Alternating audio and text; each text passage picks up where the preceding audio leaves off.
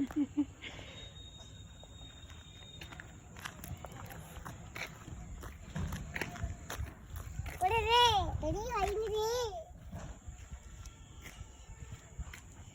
হয়েছে তোর পায়ে? পাতাটা ঢুকে যায় কি করে? ঠিক করে হাঁটতে পারিস না? জলটা কোথায় পাবো আমি বল?